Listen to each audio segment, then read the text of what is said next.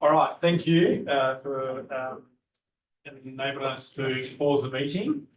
So I just introduced Ben and Paul from B Squared. Paul's on my left, and Ben's on my right, who have been working with Dave and myself over a period of time to look at the infrastructure and field services review. You would note that we had a conversation. This probably has been going on for 12 months. It's a strategic objective of ours to make sure we've got the right structure to deliver our strategic objectives across the business. We've done development and community services probably 2 years ago, maybe a little bit longer than that. Infrastructure and field services, which is our biggest directorate, budget of about $16+ million for all the work that goes out into the community to do. And then corporate financial services will be the next directorate that we look at. So we've got a presentation. This is only a briefing, so to give you some context and background, a further report will come to council following this, and then there's obviously going to be staff engagement and consultation on any changes we make as part of a process. So I'll give hand over to Ben, who will just give you a quick context of B Squared, and then we'll get into the presentation. Yeah, thank you. We will move fairly quickly through. This is a briefing. So it will be fairly high level. There will be a bit of detail on some of the slides that you won't be able to fully understand in the time that we've got, but you will get a copy of this afterwards. And then there is a more formal report coming back to council that Ben will do at the right time. And so from a B Squared is a business improvement consultancy. We've been operating in Adelaide for 12 years now. We've been working with local government for 11 of those 12 years. We understand council organisations, the communities that you serve, and we're really passionate about helping to make councils as good as they can be within the constraints that you operate in. So we're passionate about creating value, creating efficiency, making sure that you've got the right people inside the organisation to deliver on those service outcomes, ultimately all delivering back for the community. So we do have a short this presentation. I apologise that it is sort of PowerPoint, and I will apologise in advance for some of the animation that's in there. That animation is only to help sort of progressively provide information as we go through. So Paul Stredwick and I. Well, I'm not going to take too much credit for this. Paul has done pretty much most of this work, so he'll present the majority of it. Just so that you know, there is a small section where we'll talk about a bit of sort of background theory, so we call them our principles, just so you understand how we've come to some of the conclusions that we've come to. And Paul. So, I don't know if that's good. Just right.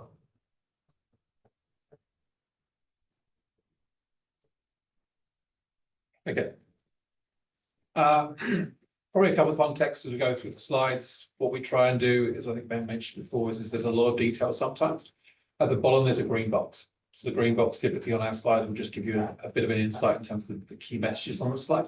So if nothing else, if you can take that away.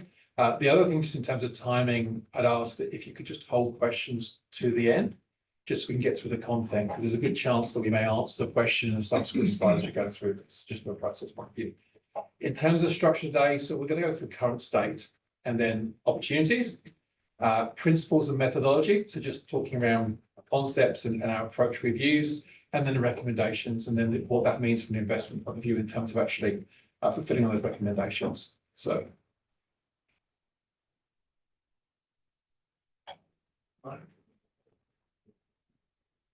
Okay, so the first slide really is just really summarising all of the areas that in the infrastructure and field services team. So as Ben's already called out, it's a $16 million budget, but it covers a lot of critical services that for the community. And that was just really the context, just to understand the scope of the area that we're looking at. Move to the next slide, please. So from a structure point of view, the first thing really is looking at the challenges. So these are the three challenges, the three key challenge areas we've identified. So impacts community, the employees, value and efficiency. So in summary, there's, from a community point of view, the team is struggling to meet community expectations. So, and the management of those concerns is actually impacting their ability as well. So they're spending a lot of time and effort in terms of managing those expectations. There's big gaps from an employee point of view in terms of developing the team and managing the performance of the team to try and achieve those objectives. And all of that's really filtering down to the fact that the perception is that the team's not providing value for investment provided. The big thing for this team also is to appreciate this compounding factors that are impacting the team. So we have the floods. So the team is still trying to work through and trying to remediate those. And so they're trying to meet ongoing needs, but also trying to still deal with the flood issues. And there's an ongoing growth demand in this area. So the expectations are continually growing, and they're trying to manage those at the same time. From the review, these are key areas we identified as opportunities. So one thing is that, there's a need to move to a sustainable program of work that actually includes the flood. So there's only so much the team can do. At the moment, they're trying to achieve beyond what they can do, which has resulted in them kind of having to sort of spread themselves too thinly and then not be consistent in delivery. Through that, there's an opportunity to manage community expectations, clear defined service levels, and then through that, reduce the reactive activity. So we see this a lot across a lot of councils, is that you get in this cycle of doing a lot of reactive work that creates inefficiency, which therefore means that you never really get to try and deliver and achieve. Through the restructure that we're looking at, we're trying to make sure that there's clear accountability and that we create ownership. At the moment, there's gaps or overlaps that occur in between the teams, which means that people are filling in and then it's taken away from doing their job. Without that clear accountability and clear drive, it prevents them from really focusing on and driving that value for the council and community.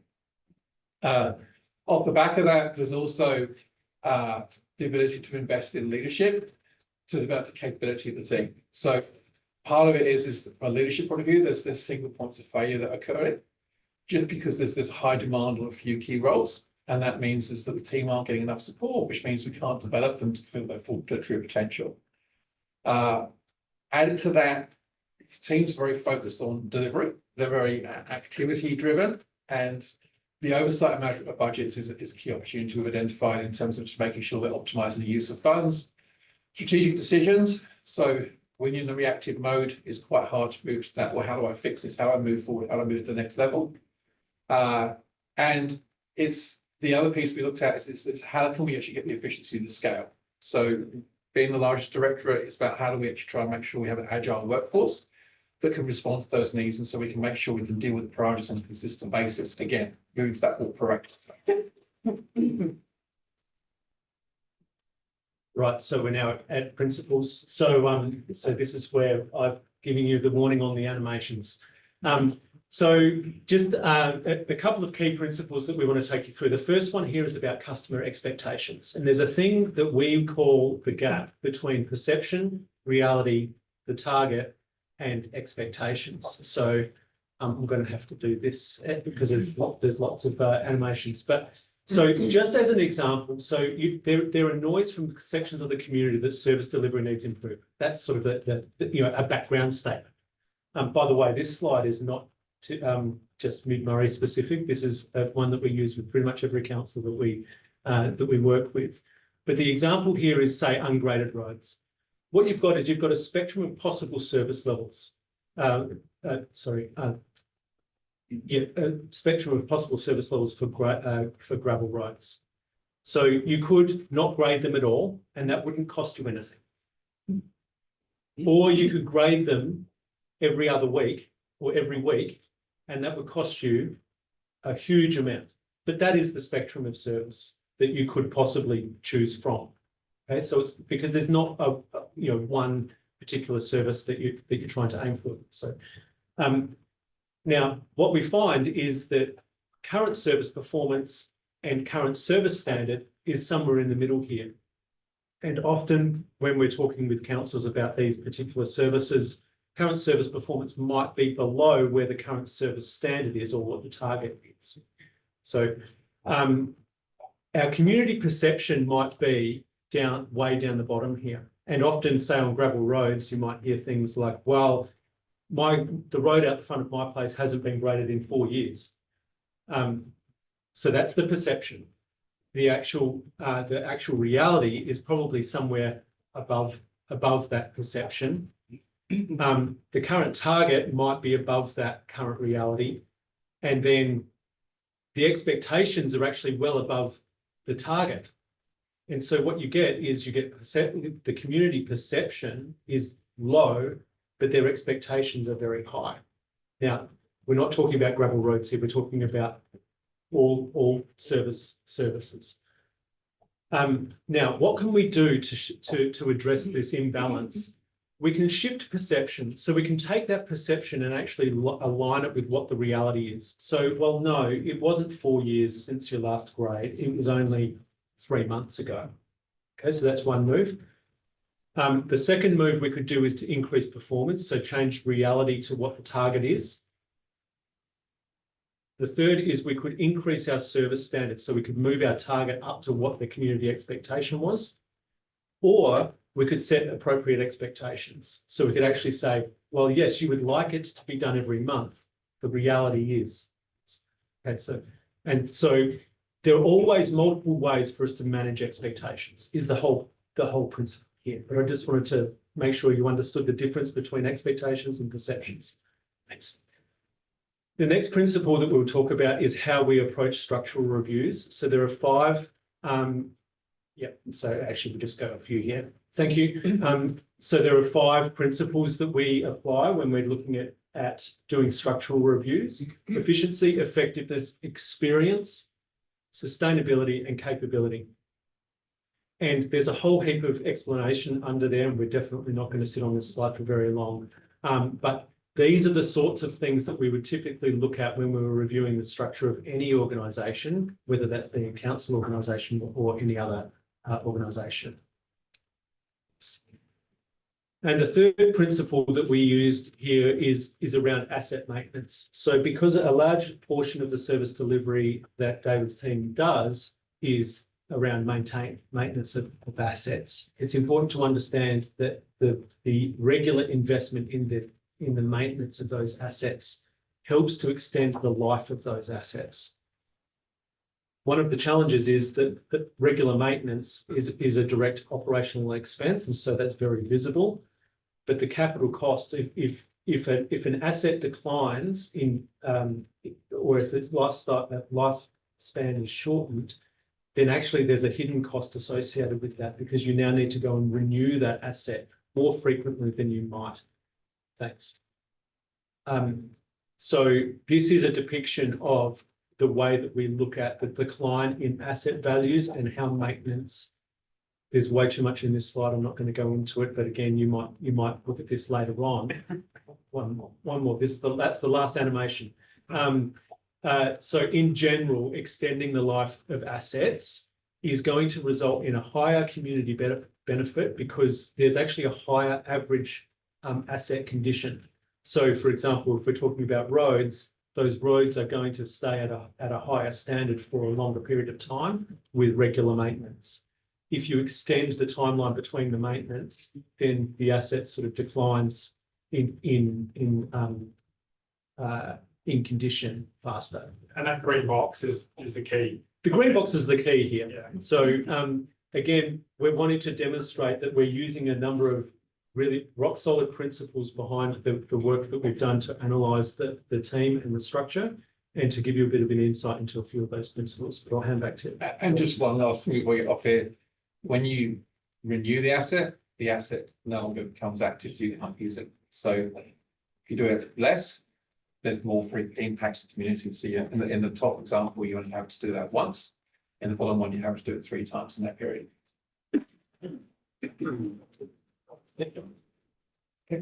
Okay.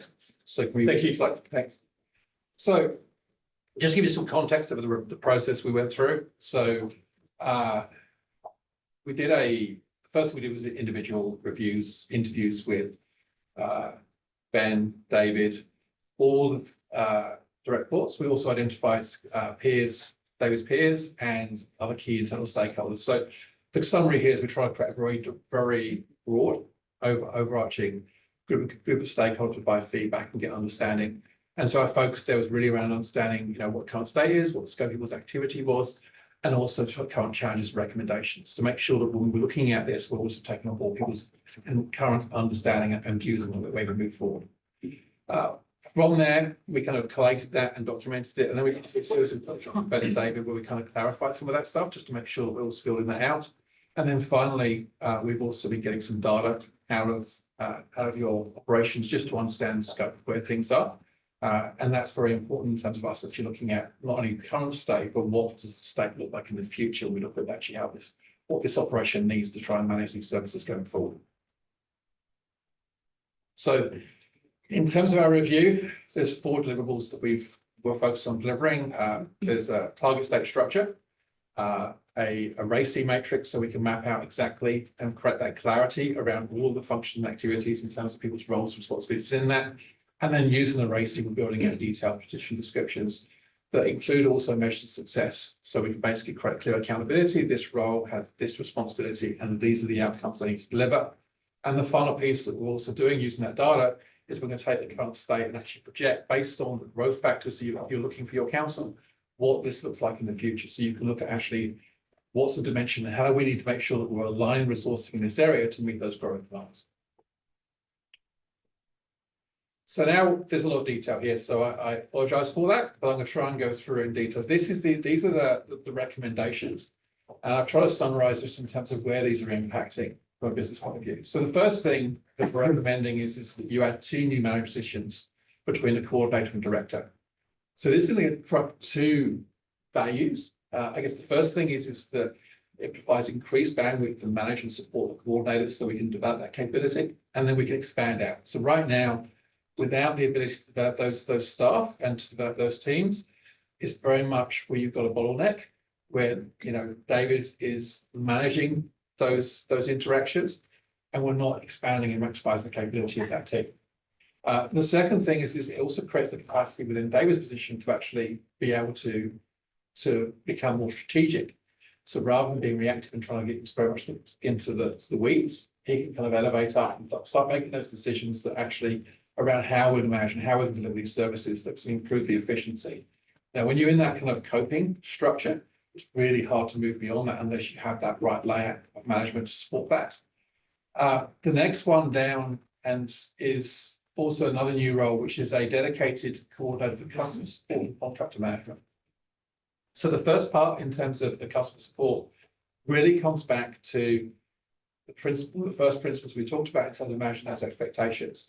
Right now, customer requests are being managed by every member of that leadership team in that area, and they're spending a lot of time managing and reacting to that, and not enough time on focusing on delivery. Plus, what that means is that there's no consolidated approach to kind of managing back actually those expectations and being able to set that precedent. So by putting that position in place, we can kind of consolidate and manage those in a consistent messaging out to the community. But we can also start picking up the themes and start proactively messaging and communicating to the communities to start managing expectations. And so a sustainable program can be delivered and the team and the community understand that needs to be delivered. The second part is contractor management. So being the scale you have, there's a dependency on contractors for a lot of your service delivery. The moment it's falling on people whose skill set is actually directly managing delivery of services. Managing contractors and optimizing those relationships is a different skill set. And so to ensure you maximize the return from those contractors, i.e. so your bin collection, my understanding speaking to the guys is sometimes they don't actually come and collect. There's no commercial repercussions right now. We need to make sure there's accountability if the contractors let the community down, that commercially you have some kind of gain in that space. So putting someone into that space to assist in the operational management of that, allows your operational delivery guys to actually focus on operations, but it also means that you can become more efficient. And this is a gap that's pretty consistent across both councils. And by putting it in place, you definitely can optimize the value return you get from your third parties. And also, Paul, from a WHS perspective, this gets caught up in an audit all the time about our ability to manage contractors across the business from WHS. The next one down is leading hands. So at the moment, the spans of layers are just too wide. So this is about creating a functional frontline responsibilities, so smaller teams who can actually oversee and manage the work. And so therefore you guarantee the oversight and the management, and you can manage performance. So at the moment, because there's no structured one-on-one coaching capability because the spans are too big, this provides the ability to provide that functional management in the field to ensure we can be better in managing that.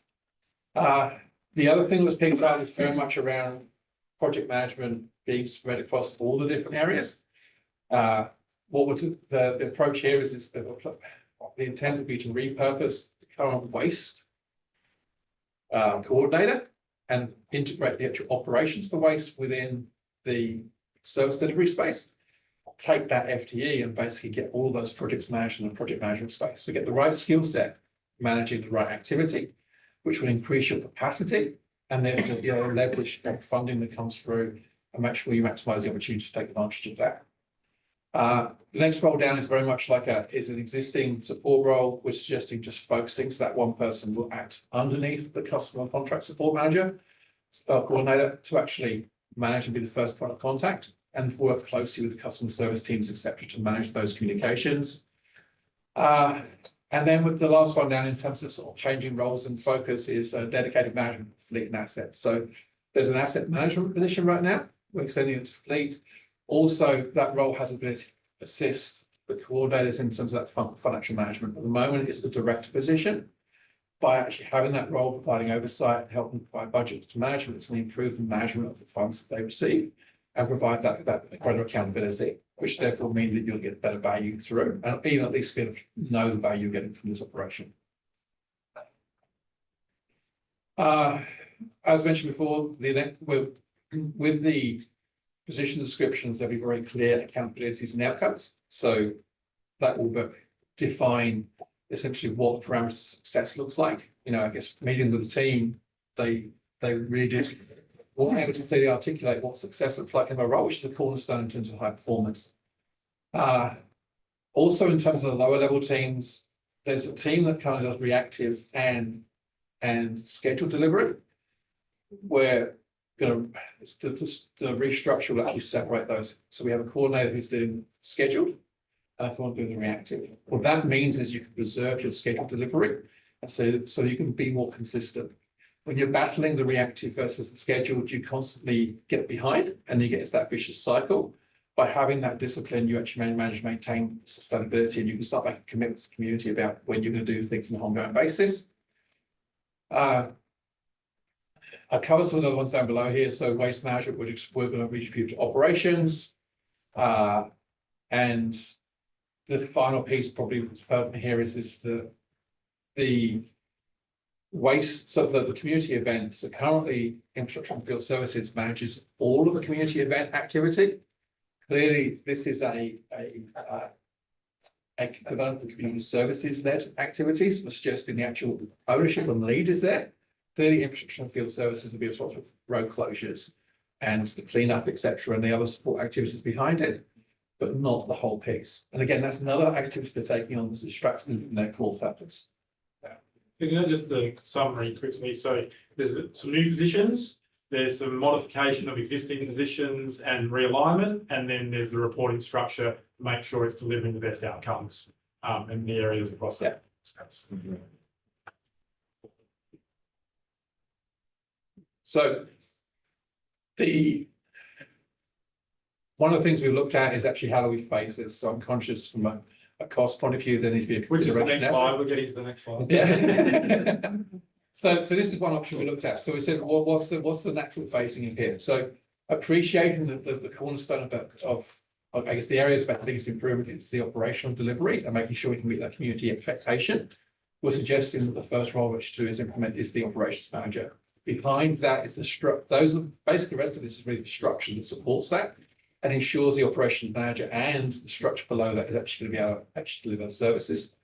Phase 2 then moves on more to the other side, so the project side of things, the capital work side of things, making sure we have the right structure in place there and financial management capability is built out. And then finally moving through contract and customers as the third line of investment through a process, which as Ben mentions on the next slide, where we've broken down what that means from a cost and impact point of view. So most of the changes, a lot of the repointing and the restructural changes don't actually cost anything. The key things is really that we upgrade the leading hand roles. So this isn't new positions. It's just repurposing one of the existing operational teams to actually take that leadership role. And those 3 new positions I've highlighted that come in 1, 2, 3 through the structure.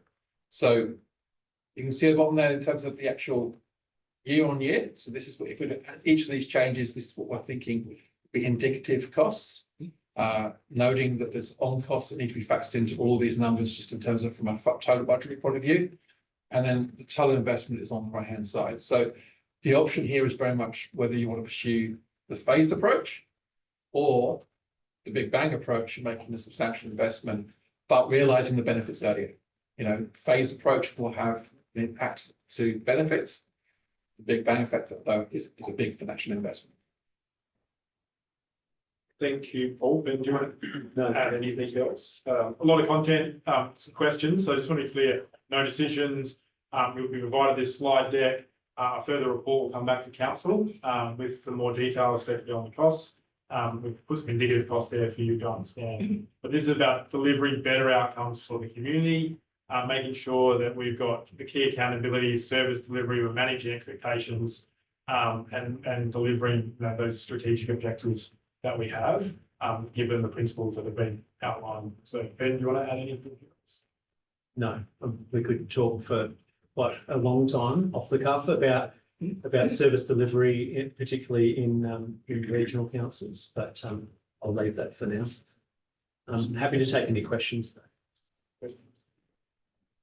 I've got a question for Dave. What does he do with all his spare time? Well, I want to give an example, Dave, and you can give this, because we talk about reactionary and responding to community requests or questions or complaints. Like realistically, how much of your week, all day Friday, basically, you keep free to respond to? If I'm for Jim, basically Friday's my catch-up day, but I never have catch-up. That's the rule of thumb. And if there are other complaints coming through the other areas, like the other coordinators, generally they'll be filtered up to find out what we want to do to push them back down again to see how we're going to deal with them. A lot of the complaints are emails or written correspondence, and a lot of telephone calls. They won't stop until they get telephone calls until either then get to me or to them or then to the elected member group. So we're trying to manage those expectations and improve service delivery and the expectations to make sure that we're delivering those outcomes. Sorry, Andy. No, that's fine. Are you able to, obviously the whole point is improving the delivery of services, etc. Are you able to do any kind of cost benefit? You know, this investment, what's our return? Is there some kind of financial return to the budget over and above the streamlining of services and increase? Can we cost that in any way? We would love to. It's not really possible with the data that we've got available to us. The reason is part of the value is in delivering the services that you say that you're going to. There's not great data available to us, and forgive me if I'm wrong about it, but about what bits you are missing. And so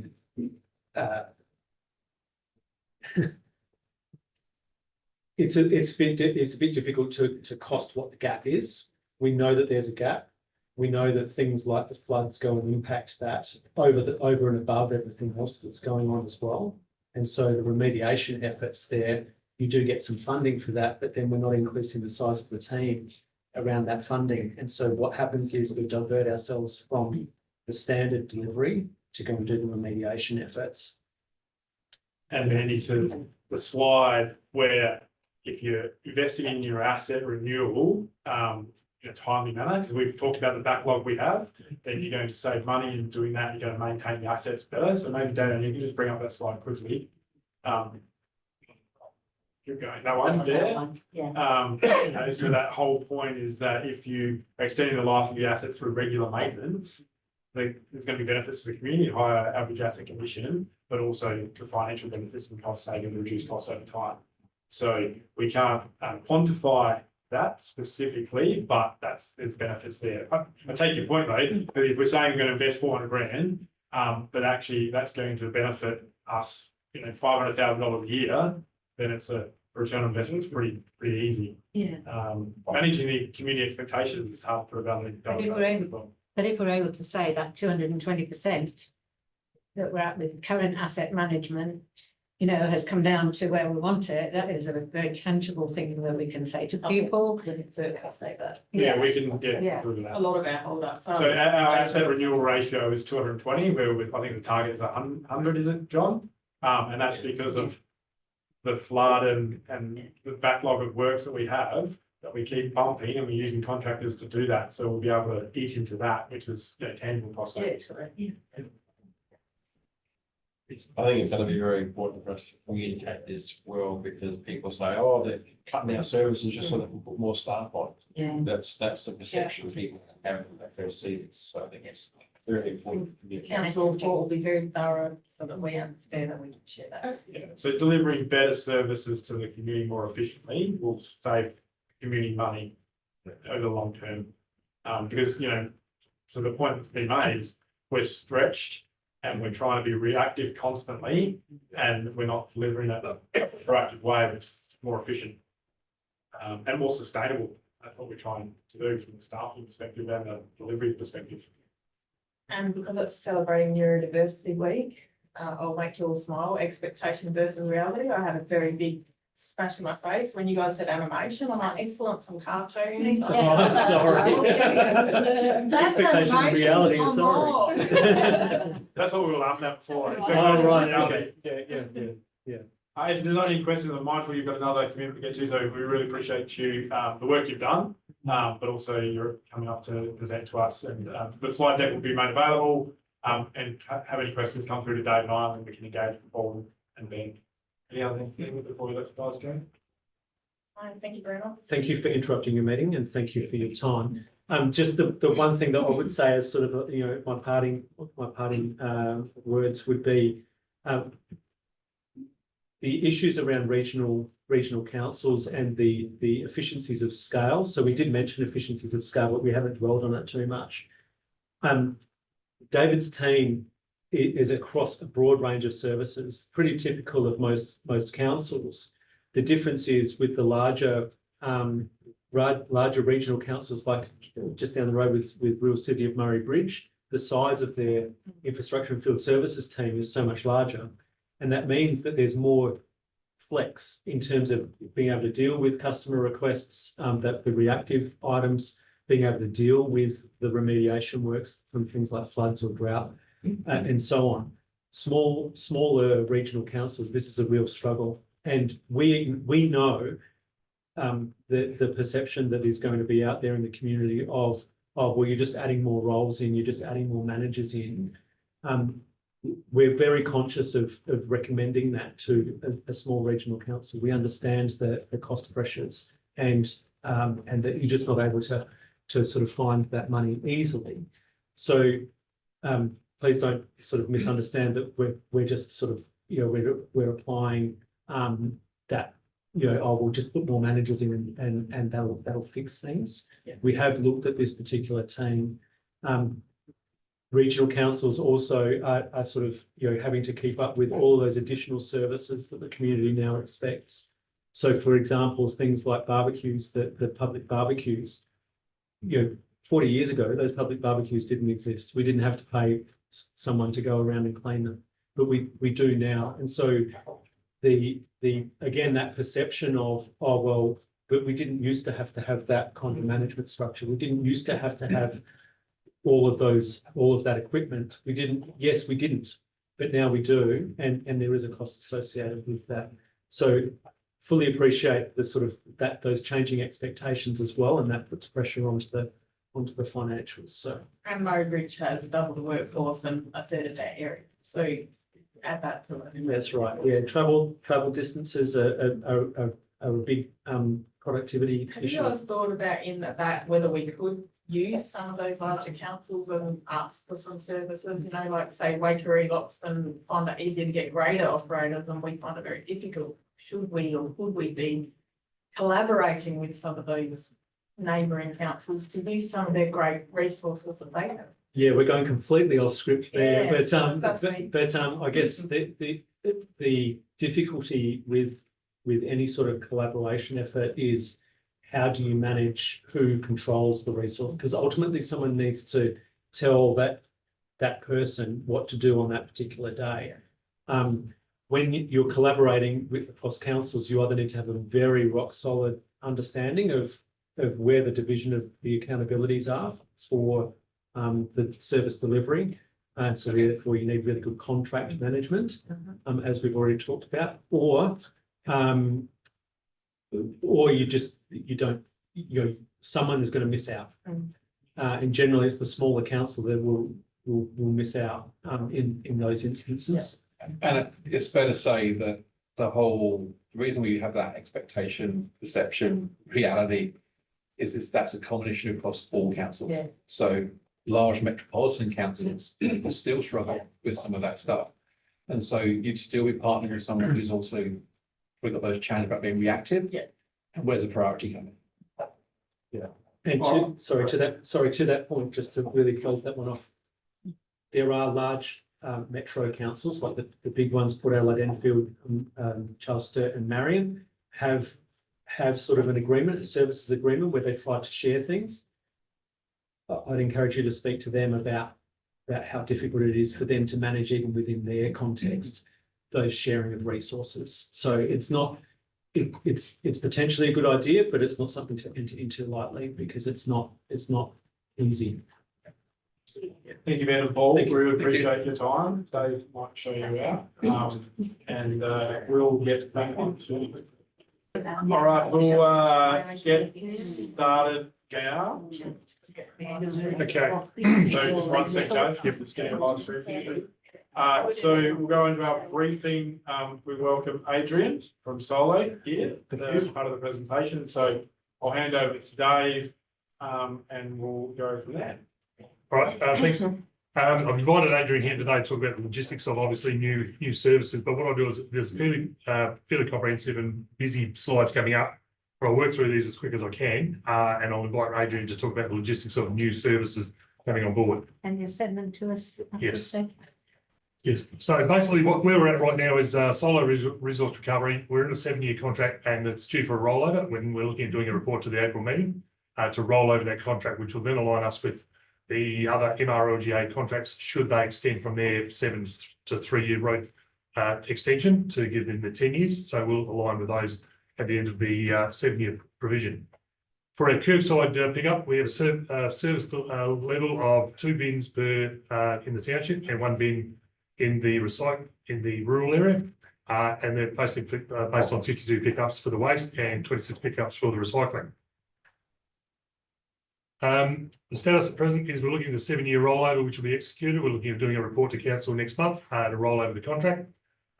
We do have a great relationship with Solo, and it's worth noting that we've been working with them and also the MRLGA and now Solo have the contract right across the Riverland and Murraylands area. So there is obviously advantages between the contracts. What Solo have done just recently is done an audit of our rural pickups only, because we only have a waste stream in the rural area. So they actually specifically put a truck out there to pick up the rural bins to ascertain how much recycling and other, I suppose, components of the waste was in those bins. And that's been undertaken. We'll talk about that shortly. Also looking at doing a variation of the clause in the rollover for future requirements, obviously for the 2 bins and 3 bin systems, should council wish to go down that path. And what we're looking at also doing now is just considering the fringe township for recyclables, because there's a lot of those sites there that don't have recycling, and they're basically within a township or within the parameters of a township, and looking at obviously changing the 240 litre bin over to a yellow lid, and then the provision of a red lid bin to pick up the recycling opportunities of the fringe areas within towns. So we're just investigating that now, and that'll give us an opportunity of expanding our recycling. Can you give an example of that when you talk about? What is a fringe? Well, Manor Waters, basically what they do is they have a waste bin only. So what we're looking at doing is converting that to the yellow bin and bring a red lid bin in, 140 litre bin, and then that makes it exactly what the townships are, because we based the pickup many years ago on township parameters, But then you've got Mark's Landing who are in Swan Reach, Blanchetown, Shack areas who's in Blanchetown, and Morgan, Northwest Bend, Beaumonts, they're all within towns, but because they're the other side of the river, they don't have the same service. So we're looking at trying to broaden that service out a little bit. I think Gary, through part of your planning, was about township planning as well. What is the actual township? Yes, so we're out of the process, I'm trying to do the growth strategy and the service visions stuff that we're doing is trying to come up with a standardised classification for townships. Because at the moment, we only have 2 gazetted towns within the region. And we have on the Local Government Act recognition of towns as being either a government town, a gazetted town, and also we only have 2. We have government towns, and those are actually established under the Crown Land Management Act. And it's quite interesting. Port of Manham is a government town, but Manham is not. Blanchetown, Dell, Morgan, Toowoomba, Mount Mary, some of those government towns. So it's very obscure in terms of what isn't classified as a town. So yes, we are trying to work through, and through the committee next week, I'll be working through it with Dave, trying to come up with an agreed set of criteria. Following on, just some information from the MRLGA, just some detail from the other councils. What the table there provides for the councils, I've kept them non-specific, except for Mid-Murray right at the very bottom. You can look at the population base of those towns, then the service type and the service type that they're actually now implemented. The township pickups and the rural pickups of the columns moving further along, and then the total pickups right across from both township and rural. When you look at the third to last column, it tells you how much tonnage is for pickup, and that can be collated from waste, recyclables and organic in total. And I do have those figures separate to this table. But when you look at the last 2 tables, you start looking at the diversion rate away from landfill. So you start looking at the curbside diversion and then the recycling diversion. So when you start looking at some of the bigger councils with the 3-bin system, you can actually see a very large proportion of diversion away from landfill. And when you start getting down to the smaller councils and the lesser service, there's less diversion away from landfill. So obviously a lot of their recyclables or organic are going to our landfill site. So it's fairly comprehensive, and obviously if we can improve that, that's part of the MRLGA waste strategy, and that's what we seek to improve.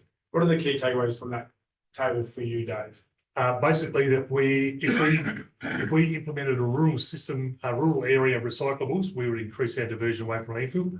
And generally the organic does work because there's an organic requirement from townships that will also divert organic material from landfills, which will then give us better capacity in our landfill. Is that your experience, Adrian? That Yes, I guess, and firstly, thank you for the opportunity. sorry to No, it's all good. And I mean, I always like to open up with a little bit of a joke, but you know, I get to talk a lot of rubbish. I've been doing it for a lot of years, and we've been working with Manham and Mid-Murray Council now for over 20 odd years. We go right back to the early days and the shacky days and the bin banks and all those fun things that we used to do for council. But historically, yes, I mean, councils that have introduced curbside organics, and Silo actually introduced that to Australia with the commingled recycling. Likewise, they saw a minimisation of diversion of landfill. Secondly, when they introduced curbside organics, they also saw a decrease in landfill there.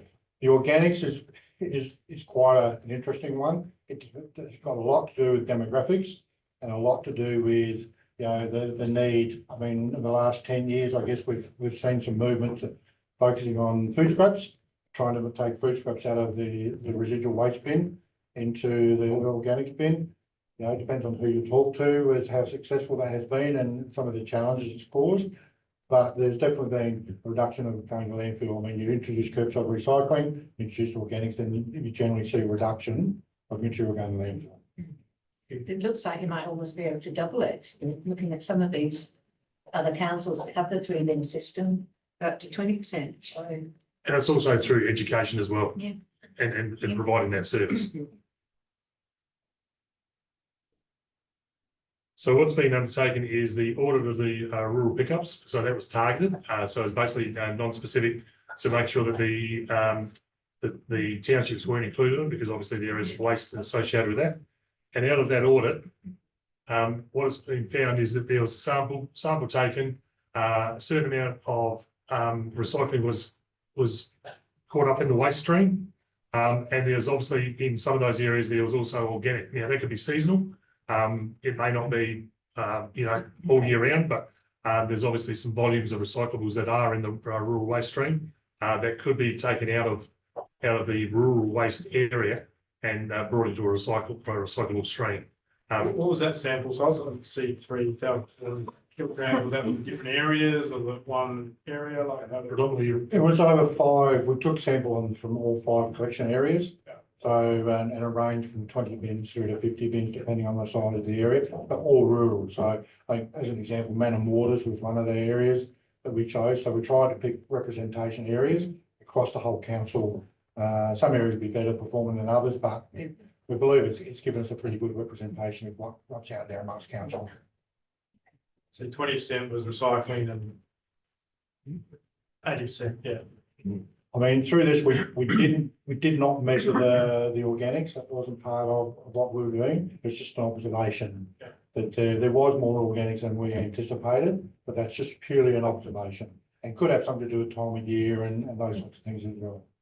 We're just on the organics, like where I am, we've just got the one bin and it's basically our spot, but we're in the area that we are. So all my lawn cuttings go in that bin. I've got nowhere else to put them. So most weeks, half of my bin is organics. There's all the lawn cuttings. An interesting observation from the people doing the audit from the collection side of things is majority of bins that were containing organics were certainly along the river frontage. Which goes to expect, I mean, if you go for a drive on the Merriman, I'm telling you folks something you don't already know. Yeah, people have access to water, they have probably more gardens, but that was just an observation, not backed up by facts, just purely an observation. Well, they're better off in the bin than in the river. Most definitely. Can I also say, because I live on Merco Road, so we don't have the one bin situation as well. And a lot of our recycling cardboard stuff we used to burn back in the day. And most of that will go in the red bin now, but bottles and glass, things like that are recyclable, we actually take to another household or another council that has recycling so that it gets put in there. So just when you do your audit, it's not the fact that there's not that recycling there, it's going somewhere else. It's Correct. either going to a transfer station or somewhere else. So No, most definitely, I it's mean, not, do you know what I mean? Like it's not But we'd probably rather as not have to take it to accurate. a transfer station. Absolutely, Rather but it's recycle. not a true indication because those bottles aren't going in our red bin. My whole recycling goes to the transfer station. Yeah, so, you And know, we're there's more probably- than you think. and we're probably talking to the converted here. Yeah. With all due respect, I mean, the easiest people to get to conform are those that believe in the system. And the other one is, I mean, I have we use what we call the KISS formula, now keep it simple. And the simpler you can make it for somebody, generally the more successful that process will be. But, So I'm doing kitchen scraps recycling from home, and I've got 2 cafes and 9 families coordinating doing things like the grass clippings and stuff as well. So there's interest, you know, if there's the potential to do it, there's the interest in the townships anyway.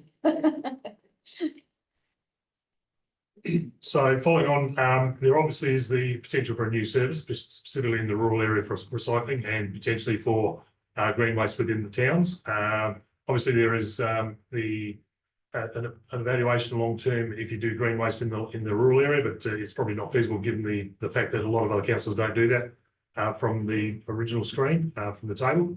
But it does support that there is a potential change to what we do and how we implement. So when you start looking at breakdown of services, obviously we've got a 2-bin system. We can convert that to a 3-bin system with the pickup frequencies of 52 for waste, 26 for recycling and 26 for greens. That's obviously fortnightly, which gives you 104 pickups for a year. Or depending on the quantity of green waste that's actually being produced, and this is what we need to evaluate, is whether it's still a 3-bin system, but 52 pickups, 26, and then a 4 weekly pickup for greens. Then lessening the cost, but also then seeing what the demand of the green waste is, and then you can always expand it to the 26 at a later date, should it be required. And then also looking at the rural bin system to a 2-bin system, which means we'd have 52 pickups for waste. Mind you, we do have a 240 litre bin in the waste area, in the rural area, and then you've got a recycling bin of 26. Or looking at the rural system and you alternate them and have your waste for 26 pickups or your recycling for 26. So each alternate week you put out either bin at the 240 litre bin capacity, and that saves converting the bin. Can I ask Adrian, do you do that anywhere else? And do people then put their waste in on that alternate week? We're very good at providing a service our customer wants. But if you look at some of the existing councils we service, Adelaide Plains Council, they provide a fortnightly residual waste, fortnightly organics for townships, and a fortnightly recycling. So that's one council where you have other examples of other councils. Look at Murray Bridge as an example. I mean, they provide a weekly residual waste, fortnightly recycling, and fortnightly organics service. So there's a whole range of different services. What a lot of it comes down to, especially with the rural councils, is availability of resources. And I'll just talk about what happens at the moment in Mid-Murray as an example. You have 3 dedicated waste trucks that are based at Madam. For your recycling, you have a shared resource between yourselves and Murray Bridge. But in Murray Bridge, the truck's used for 1 week for recycling there. For here, it's used second week over here for recycling. Effectively, what that means is it allows, instead of council having to pay for a full truck sitting around, I'm talking about existing services here, instead of a truck sitting around doing nothing for half a week, Murray Bridge Council is paying for that half, and you folks are only paying for the half that you're actually using. So it all comes down to resources, what's available, what do you actually use, and trying to work out the right balance between providing an increased level of service with a minimal increase of resources. I mean, these days, you know, a waste collection vehicle, you're talking the order between $600,000 and $700,000. If you've got to put one of those on for let's just say put on for an organic service, the service would be very, very expensive. But if you're able to utilise existing equipment, then it becomes a much more cost-effective way of doing it. My question is, if you're only picking up waste every 2 weeks, are people misusing the service and putting their waste into the recycling on that off week? Are you finding that? A lot of it comes down to the communities. I mean, you hear a lot about the Eastern Seaboard switching. They talk about this thing called FOGO, which is food and garden organics. Now, in those scenarios, they're switching the services over, and we are certainly coming across some increased contamination where some of those ratepayers, all they're interested in getting rid of the material from their house. So they'll put in whatever bin they can fit it in. So we've certainly seen some negative impacts on that. We talk about Whole Bay Council. They've introduced an opt-in, opt-out type service, which is basically they have a weekly FOGO and a fortnightly residual waste. Once again, because those people have had an option. Now, some of these options you've got to be careful because like a Whole Bay option would not work in Mid-Murray, but I'm just using it as an example. So there you have people that system is working quite well because the ones that have chosen to reverse this, they're the people that are actually using, they're doing the right thing. Whereas people that don't want to do the right thing, they're sticking to the old system. And about 30 to 35% of the population refuse to change. So that's where that opt-in, opt-out comes in. When you're dealing with rural folk, I mean, they tend to, I mean, our experience has been over the years that they tend to do the right thing.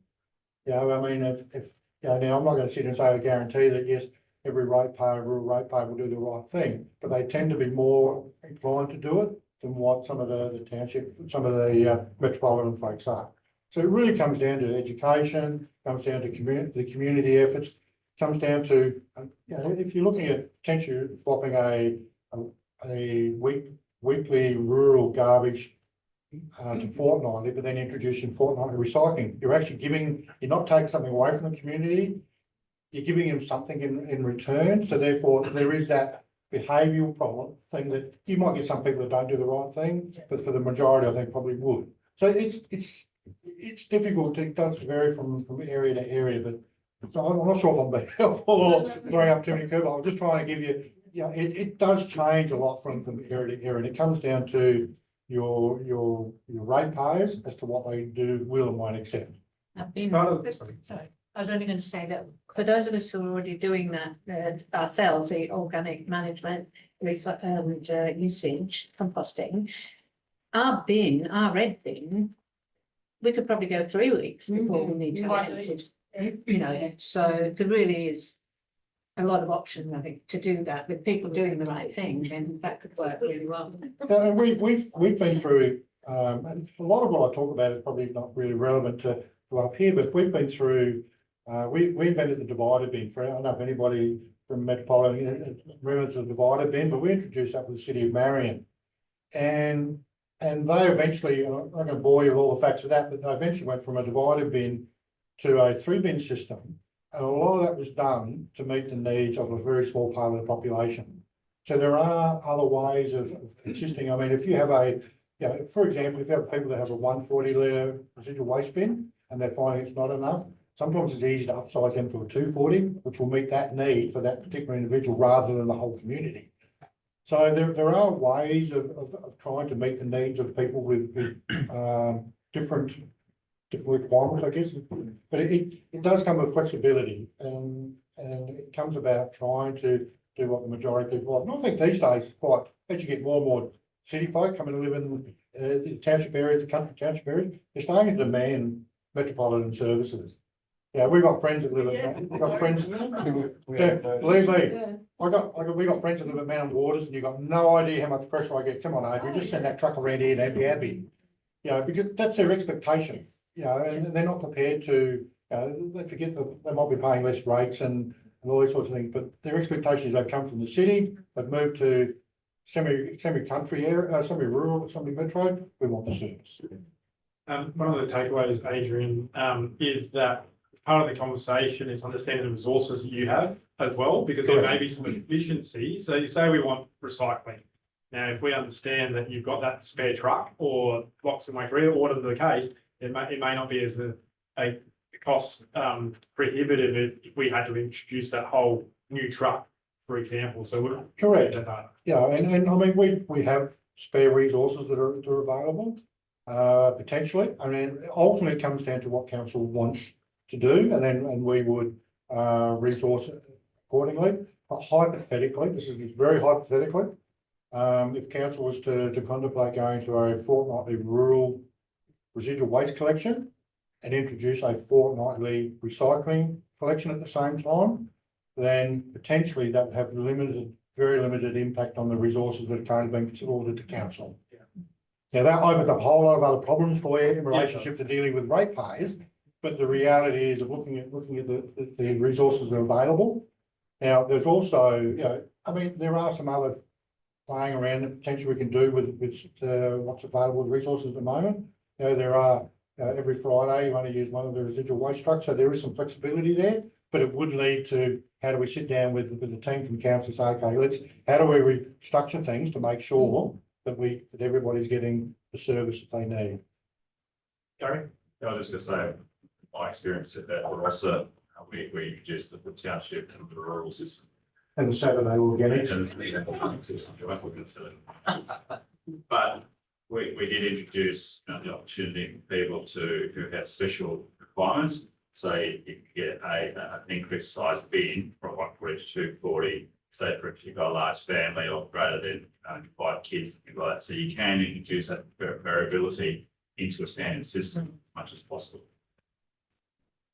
Keep going, Dave. Okay, just following on from the service provision options, there's obviously been a lot of aspects from the seasonal homeowners as well, and obviously trying to work out how we would try and service them as well. So the option is to have the 52 pickups for waste and then the recycling for 26, or whether you go down the path of actually doing the 26 on a weekly basis across the seasonal periods. And that depends on how this structure is, like Adrian said, the availability of trucks and so forth. So whether it was from, say, October to April, you did all your recycling pickups, because obviously that's the peak time they're there, but otherwise it goes into a waste stream for 52 pickups. That's something that's always been probably difficult to try and manage, and also in discussion with a couple of the homeowned association presidents, they actually seen that a green waste system would be good for them too, because that, again, like you said, Councillor Barber, everyone mows lawns because they've got availability of water. And maybe there is an option there for green waste provision in some of the larger shack areas. So they're the options that we need to probably flush out when we start working out what the provision is we're going to go to. It could get very complicated though, could it, if you were too variable in the service offering? We don't want it too complicated. Although remembering history, Yes. you used to have two types of services in, you used to have the townships and you used to have the bin banks, the shacks. And I never want to go back to those days, but So obviously the considerations we need to look at for those options is the annual service fee. And obviously if we're looking at doing, like we said earlier, the man of waters in the fringe towns, the annual service fee would have to be in part because we wouldn't be able to implement them because it's about a 6 month lead time, 3 to 6 month lead time just to get the bins. So Is the actual bins? actual bins, yeah, because the bins got to be made and then they get embossed. Sorry? The bins and embossed with Mid Murray on them, so and they also do. no, you can't steal any of your cousins. That discussion already. 2 years apparently, according to the papers. The other consideration is obviously we're going to get diversion from the landfill, so we'll actually get better capacity within our landfill. And then that'll give us more opportunity of external ton coming into our 10,000 tonne limitation. It's also up to Solo Resources and logistics to facilitate these changes. Current pickup days to remain because they're almost like churches services. You just don't change bin pickup days. And obviously looking at semi-rural recyclables. And then the other consideration from an infrastructure point of view is the truck movements is try to limit the amount of truck movements from Solo going down, because if we're actually moving the truck down those roads more, people just say, my road's blown out now because your truck's coming in and pick up my rubbish. So try to work out a good balance to the truck movements that will also go down our road network and some of our back roads as well. In discussions with Solo, they're, I suppose I won't say happy, but they would help us work through the recyclable pickups on a rural process, but that'll be a point of discussion which we go through. We've got to evaluate the costs of all the services, changing over the lid colours to suit the bins. Obviously, we do change bins from 240 back to 140s, and then work out the volumes and also how we distribute the bins right through the area. And then the availability of new bins is obviously, like I said, between the 6 month time frame by the time we even get them on the ground. Normally, what you do is we go out and buy the bins. They would potentially through loan borrowings. And then you amortise those bins over the period of the service fee, include the pickup fee. So let's just say I think our township's about 308 now. You'd go out and buy another bin. Your bin might cost you $75. You amortise that over, say, 10 years, $7.50 a year. And then you pick up 26 pickups. Let's just say it's $1. It's not $26 extra on your annual service fee. So you work that out onto your service fee and then you apply your service fee. If it's only half yearly, you work that back. Here's what to do. But I suppose we've just sort of probably crossed that. But I think we've covered a lot of it. But service changes, I mean, introducing service change to talk about frequencies here. I mean, quite often it leads to additional resources. I'm just talking about the introduction. You need to make sure that that the ratepayers are not being penalised. As if they're normally having a weekly service and they're going to go to fortnightly, they're not suddenly waiting 3 weeks for their next collection, because those sorts of things, all that does is throws up some negativity. So you've got to plan it in advance and make sure that more times than not we throw in an extra collection service here just to sort of bring everybody online. Logistics of trucks, as I said, I mean, talked about before, and they might be using literally 3.5 vehicles at the moment. That depends on how it comes out of the wash as to whether we need to increase that or not. Obviously, if we don't have to increase, and that's the best opportunity to minimise any cost impacts. If we do have to increase, then obviously there's a bit of a flow-on effect to that. Opportunities for cross-border operations. Well, I mean, we're already ultimately doing that at the moment as an example, between Murray Bridge and yourselves. I mean, we do all the surrounding councils for not only for MRLGA, but also for friends up with Barossa and Mount Barker. So you literally, unfortunately, good bad early, surrounded by Solo. So we do look at potential other opportunities for, instead of having to send a truck from here all the way to the other side of Truro or whatever, can we for recycling, is there a way we can implement that with, say, some of the Barossa trucks or something that's a bit closer, still has to provide provide for that service. I mean, we do have ways of making sure, the first thing council says, well, I'm not paying for Barossa or vice versa. We do have ways of being able to manage that, to make sure that each council is only paying for the processing side of things and what they should be doing. So there is some opportunities there. I mean, our friends at Wakery and up through that area, they're probably getting a little bit too far away for some of the resources, with the exception of maybe Morgan. I mean, the closest town, I think the boundary meets about halfway between about Hogwash. So there may be some opportunities there, but for the most part, I mean, each contract is set up. Like there's 6 trucks based up in the Riverland for that area. And there's obviously a 3.5 I said here. I think there's 4 sitting in Murray Bridge. So we try and base the equipment where they get most utilised, and then just look at the surrounding areas as to how we can improve the service with crossing the borders. Thanks, Andrew. And just a final slide is basically what the outcomes are. We did a waste services review some years ago, and obviously we've been optimised and the outcomes of the waste services review by going down this path. We'd have a broader range of services being the 2 and 3 bin systems. We'd be aligning with basically the standard council services right across, theoretically right across the state. We increase recyclables from curbside, less green waste to landfill through the township pickup, and the diversion ultimately from landfill. The flow-on effect again would be less visitation of transfer stations, which would give us a continued rationalisation. Reduce the requirements of the transfer stations openings due to the curbside services being basically at the front door. We are looking at a process with a free dump voucher. There's currently 2, and we're not looking at changing that at this point in time, but looking at a potential of a barcode or QR system so we can actually reduce the admin time in producing that. So basically when you go, ultimately, if you go there with your ticket, they scan it. If they scan it the second time, then it's void. You know, the hardest part now is we're getting people photocopying. They come back in 3, 4, 5 times. So Wow. what we're trying to do is work on a process that we can do. I don't know how we'll go, but it's just trying to pick up that process that other people have done. Also classing the pickup service, like Ben said, don't want to get too confused in how we do it, but obviously we've got an urban, semi-rural holiday area. We're just, I suppose, throwing everything up in the air to see what comes back down and how it comes back down and whether it's feasible to do it. And then finally, it's a user pay system. There's a service fee to it. And from here, we'd have to look at the cost analysis on those options, the contract variation, the capacity, the consultation, and then the process of implementation. So there's a lot of work ahead of us, but that's the process that we'd be looking at doing to improve our curbside pickups. Any key questions? Just on the back of the statement of the user pay system, I raised this about a year or so ago.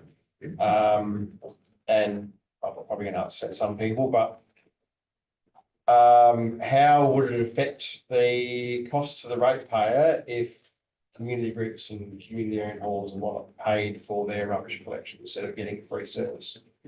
Do we have a briefing on that at all? Can, and that's what was part of that, because there's elements within the act which I think exempt various things like the police, like the education department and that. So I'd have to look and get that refined, but we can actually investigate that further. Because when I spoke about it a while back, the community groups I'm involved with, they didn't really have an issue with it. Once I explained the situation, that all the ratepayers are paying for that community hall or that sporting facility to have their bins empty, they're like, oh, that shouldn't be happening. Why shouldn't we pay for it? Just, I think it's something that needs to be. It's probably a legacy of this council and a lot of other councils that we just need to explore whether it is put down as being part of the service fee to that provision. So what about like the prisoner canal? I reckon they have 100 bins a week. I would say government services are exempt from paying rates. So it's a matter of whether the service fee, I didn't check with Clive. Yeah. Or They should But be like paid that, service. it's not a week to do it. Yeah, or there's a commercial business and they should be taking care of their own waste, dealing with their own waste, not from a council perspective. I think our policy says that if we waive any, that we keep a listing of it. I think I've answered the listing last, let's just split it in the different months. I'm sure I did, if I find I'll send it. Are you going to, when it comes to council, are you going to put in your recommendation about the number of depots that we need? Transfer stations. We've probably started going down the path of which ones are the highest visitation, the lowest visitations. And I think the records will probably come back in May once we've got all those visitations, and that'll probably give us a fair indication of the visitation we're getting and whether they are viable or not. That won't be controversial. Given last time. Oh, but timely. Timely. All right, thank you, Dave. Thank you, Adrian. Appreciate your time. Obviously a lot of information there to consider and think, and we'll work through that process, but some opportunities to be able to provide different services, and it comes down to cost, I suppose, and what people are willing to pay for that service if we vary that. So, all right, thank you. Thank you. Thanks for the opportunity. Yeah. We'll do the forward agenda item first. So what we've done is provided you with a document, but we've highlighted some topics that have been unallocated for a while. And we just wanted to check to see whether they're still relevant for them to be allocated to a briefing. So you can write any comments on the forward agenda that you wish, but page 3 of the forward agenda, which is page 4 of the document, highlights the things that have been posed by whether they were individual elected members over the journey or previous councils potentially. And we feel that some of them may have been absorbed or dealt with or are being dealt with through different mechanisms. So for the first one, for example, Andy, I think that's been Pretty much addressed. okay. That's Yeah. yep. Thank you. Councillor Barber, medical access in the region. I think you put that on a while ago, but Yeah. you know, I suppose that point, my note would be that medical services is not a local government responsibility. Yeah. Obviously, there's an advocacy piece, but do we need to have that as a briefing for us to? Well, Few staff resources. I think that might have actually been referring to when I was inquiring about the transportation for like the hospital car. So it wasn't actually like medical clinics. Yeah. It was the hospital car. And that's we had Tammy from Taylor Ben come to the presentation. So I would still like to see if council could play some sort of at least advocacy role in that part in getting transportation access easier for. So do you require a briefing, or is that just something that we just take on board as part of a? I would suggest that's probably going to be something that the community development team will look at as part of the community development strategy. And even with the new preventative health officer, might be looking at transport opportunities. Because when Tammy came and did her presentation, it was Tammy Shepherd, when she did a presentation, she said that currently Mid-Murray was under like a contract thing with Red Cross. Yeah. But that wasn't expiring at some stage, not too far down the track. So, she said that her organisation would be willing to step into that role, but they can't do it until there's a change in that. So if you're comfortable with that, Gary just makes a note of that, and that's considered as part of that. Raised as part of the conversation, Gary. We'll remove that. Council taking responsibility for private reserves and open space. Not sure we have that allocated to someone. Our internal conversation, we couldn't remember where it came from. So The only question I have there is that you and I went to Canberra Sports Hall when they were asking for things, so do we need to make sure one of our policies has something in there as to how we determine what land that's not ours that we will or won't do things on? So we have private works. We have a project Policy. works policy, which works on community groups getting charged flat rate. And other entities. If it's our land, I'm pretty sure that policy doesn't work for something like the Canberra, Just something for the future. I don't think it's any rush, but Yes, if we are any of these questions, I think probably this whole review and looking at what some, and what some don't might bring out that anyway. So we'll take that off. developing a community reference group, councillor McGregor. Well, there's three things under the community, so things that go down the other two further down that are highlighted. I think they can probably come off, that was sort of before we had our engagement strategy, the local government, and now we're also in a new community service and things, so I think that can probably come up. It may be as part of that, the community reference group is something, but I'll let that sort of play out. So they can come off. Thank you.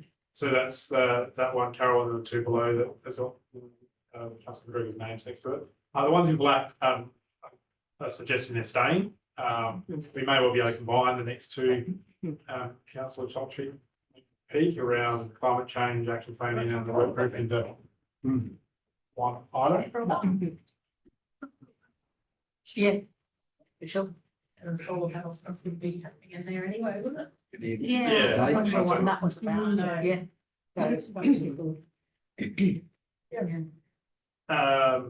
Business as usual, that's something you posed, Councillor McGregor. Yes, indeed. Yeah. That's what- Yep, I'm in agreement with that. I'll just sleep. Yeah. Ben, Sorry. sorry, I reckon with that one, you know, when we bring the service provision Service schedule level. policy to council, that will address that. Okay, Yeah. yeah, That's Yeah. good, yeah. okay, good suggestion. that sounds good, Gary. Thank you.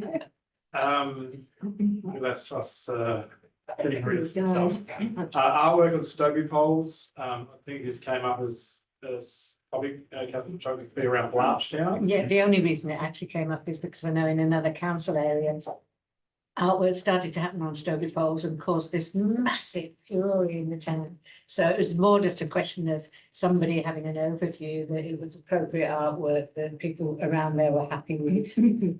That's all. So, And I think when that comes up, Dave, there's a process that plays out, which happened in Caton's mosaic, and it had to be to council's satisfaction basically, but Sapin gave the approval for it.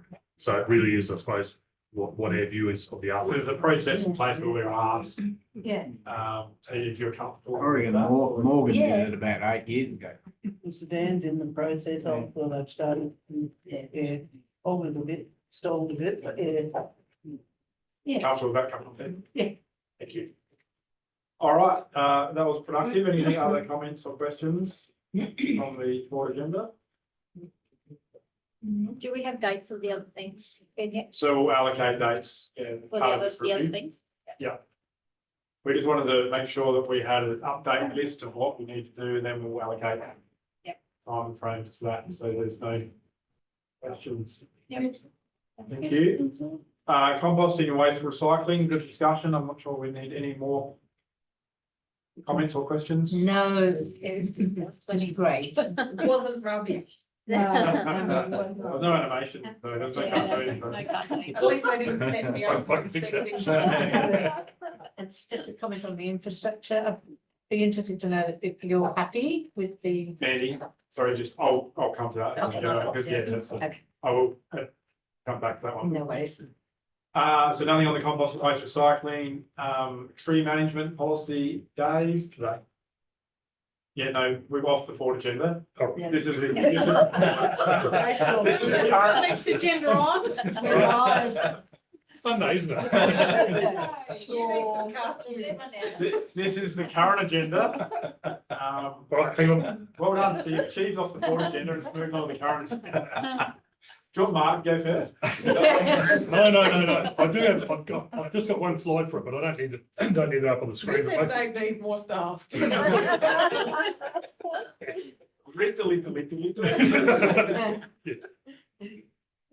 We're laughing with you, Dave. Yeah, we love you, Dave. Yes. Right, no, I'm always 3 days behind. Tuesday. Yeah, is it? Oh, hell, got to be somewhere.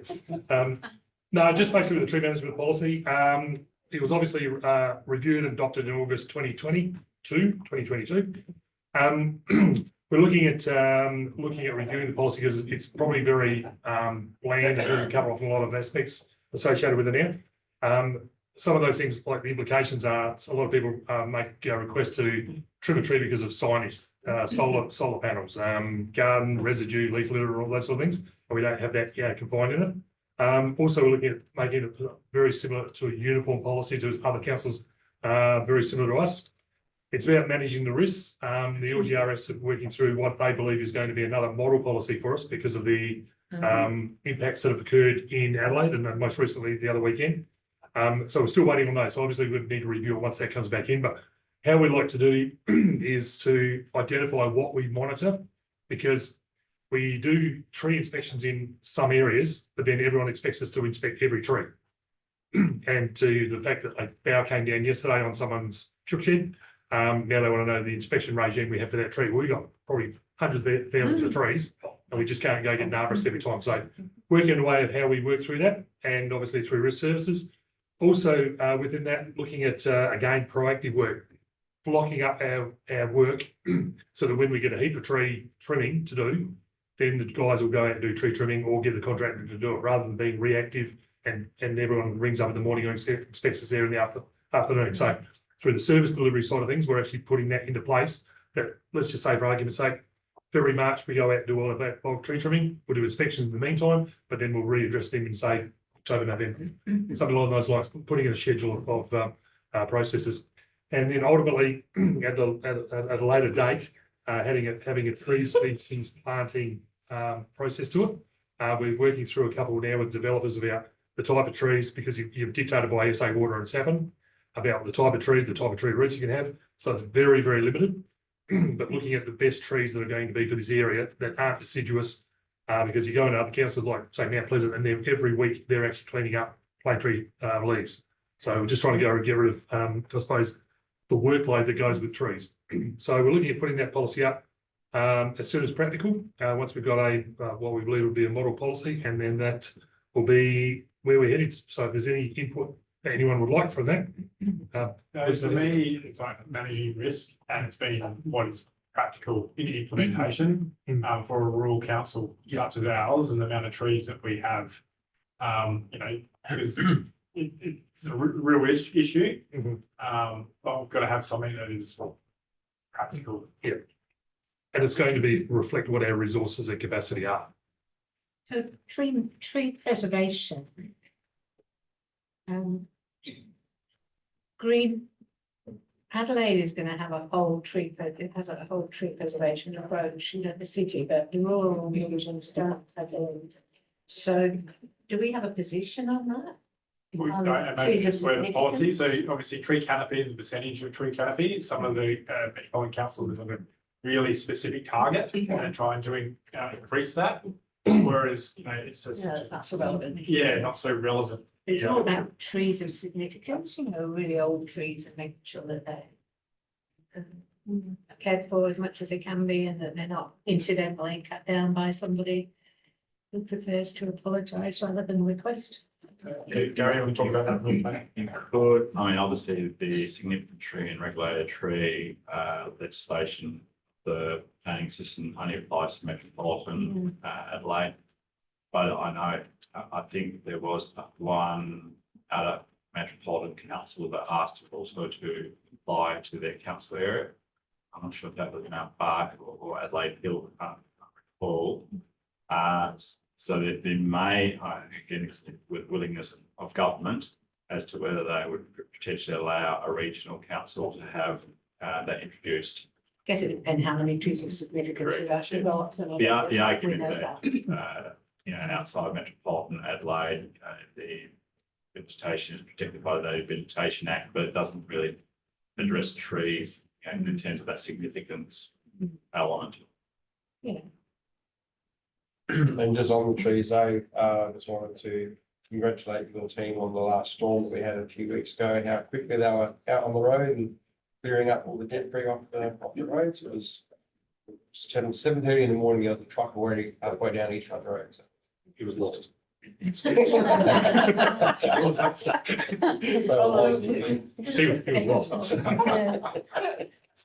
But that is a fair point, though. That comes back to the reactory nature of the service delivery as well, because those people, and that's what we do, there's a storm, so they go off and clean up. But they would have had tasks that they were going to be doing that day. And so, you know, that's where backlogs come. You have to do those things. I think you're going to have quite a few limbs dropping, given the big dry and that, hearing more and more of it, trees falling over. So- Yeah, and it's managing that risk from a public safety perspective as much as you can. And the other factor too is, we've got down Wongalla, because heap of dead trees from the flood. And we're getting requests there and just lose all those trees. And then what are you gonna do to replant them? Well, we don't have the capacity. Hence, was the graph. Any other comments on the policy, just to give Dave some guidance? Yeah, and I like where that sort of sits in this sort of policy, this about the trees that we have and managing this and stuff like that. But replanting of things, not the gum trees, obviously there's that there's the risk with sapling and all that sort of stuff, and if they want about sort of for a tree that is felled, is that so many other there's so many plantings, not big trees, but just a small canopy and all that. But I don't know whether it's not really to be captured in here. But I don't know. I think when you're trying to do it, is if we take down one tree, you put 5 back or something on those lines. Yeah, Again, it comes back to our resources. yeah. I don't have a tree planting scheme now, and it would cost money to do that. And it would be another service, and the thought of another service. But it's not to say you don't consider that. Yeah, And if this is the policy for that to be potentially considered, Dave, and included or not, then just consider that as part of the process. And then the council can give some direction on whether that's a strategic importance. Any other comments, questions, feedback? Thank you, Dave. So next item is designation of mooring areas. So we welcome Mark back. Dave's going to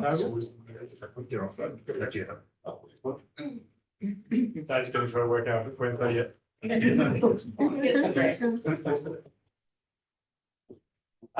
Over to you. Mooring areas brought on by our excellence down at Marianne Reserve, but I did flag it in camping reserves designation area. So this is just a hopefully brief overview on what we need to do to designate mooring areas throughout the council area. For your benefit, Kevin, we have the camping and mooring bylaw in place. When that got put in been in for a little while, last iteration in 2018, we've got these the restrictions and the enforcement that we can do on the as per the bylaw if we've got areas designated. Council didn't have any areas designated, so we've got our camping reserves. You can't do this, but we didn't specify that this it applies to this reserve and all that. So we did the camping reserves, got that out of the way. This I flagged at the briefings of the council meeting is a larger body of work, and the more I think about it, the worse it's getting for me. So quick brief presentation. Can you got the clicker? Cool. Whether it works. There we go. Maybe that was the laser pointer, so I don't want to do that. All right, quickly. What's a bylaw? We've got 7 bylaws under the Local Government Act, permits and penalties, which relates to what we can and can't do for the remaining ones. What we're looking at is the camping and mooring bylaw that we have. Basics of it is it's there to regulate the controls and activities that people can do for the camping areas as well as mooring areas. If we decide to set fees for camping areas, we put it in this kind of authorised under this bylaw. Same for prescribed limits, behaviours, anything that we want to do for camping areas and mooring areas. What we have with the mooring controls, where I said that it's getting worse to me the more I read it, with the camping areas, we just had to designate if an area was suitable for camping. And that precluded every other area. If we didn't designate it, you couldn't have it as a camping area. Whereas this part for the mooring controls, we have section 6.1, a person must not, without the permission of council, moor any boat on or to a park, reserve, road or other government land, to which this sub-paragraph has been resolved. And then 6.2, basically we can give them permission to moor somewhere in accordance with the mooring rules where we put on signs. So this one, we have to designate areas where you specifically can't and where you can, and then everywhere else is nearly free for all. So I'll try and go through it. This is a really brief, hopefully really brief one, and showing how we're going to be able to get through what we need to do. These are some of the areas that we've got that are council land, which whether it be a parcel of land at the end of a road, crown land under our care or control. So we've got Marianne Reserve, we all know that one. It's got great park benches where you can tie up to and Yeah. make Take them alterations. away. Lenwright Reserve, Tenbury Hunter, you've got Caloot Landing, like all the stuff we've got there, but these are just a very, very minor number of the areas that we've got to consider where we want to allow mooring. And it's not only mooring of houseboats, we think of mooring areas as mooring of houseboats, but you can't tie a boat up. Long weekend, we've got the ski boats on the beach there or on a grass area for overnight if it's nice and secure that. Technically, that comes under it. A boat under the definition of the bylaw is houseboat, kayak, raft, personal watercraft, something.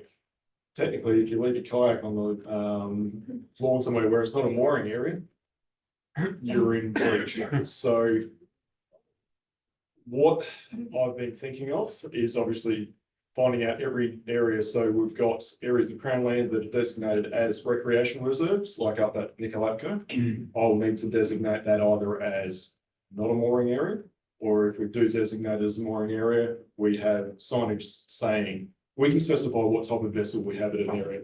Marianne Reserve, and I think I'll put a couple of little photos in.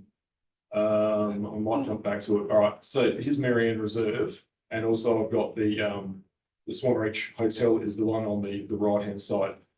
Marianne Reserve would be able to put in signage, would say moorings allowed for the entirety of it, but we have like large boats in front of the wharf, bowling green, down to about the halfway area where people tie up when they're not supposed to. Small boats or vessels, so you can have speed boats going in there where it's not going to impact, and you obviously don't need the infrastructure for it. And then down past the what's this going to work on it? Down past like the boat ramp and the swimming area, no mooring along there, and obviously we've got the Princess and the Primary come in. So you got the Swan Reach Hotel here.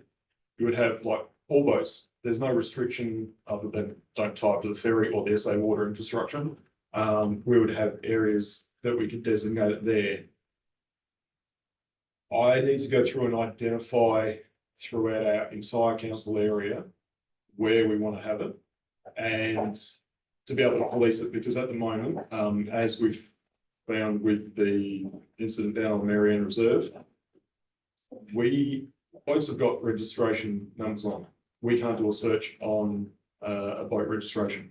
We can apply to marine safety SA, and unless it's breaching Harbours and Navigation Act, stuff like that, or they're really interested in it, they can get in contact with the owner and ask them to contact us very nicely. Please get in contact. Or unless we've actually had an interaction with people before and been able to procure identification, we're bluffing or trying. It's very difficult for us to get information. By us designating a mooring area, still not going to get that information, but we'll look at how we can police it, but have people self-police by maybe registering. Like if you're in front of the Marianne Reserve, it's a nice area where we can just ease of reference. We want to have a turnover, the time limits we have, we want to have a turnover so that boats can come in, restock, people can visit hotels, areas, whatever, but still like they have the turnover on it. If they register by, we can get a QR code or something, send an email into mooring at Murray or something, so they can kind of self-police, give us their details and say, hey, we're here for this. It's a twofold thing. We'll get their information and we can follow up if they've done something wrong. But for us to do anything, to move them on, to be able to stop them from exceeding the time limit. Because most of the people, if it's Crown land, you can stay for 21 days. There's no 24 hours, unless it's under our care or control and we designate it as mooring area. Crown land, you can moor there for 21 days.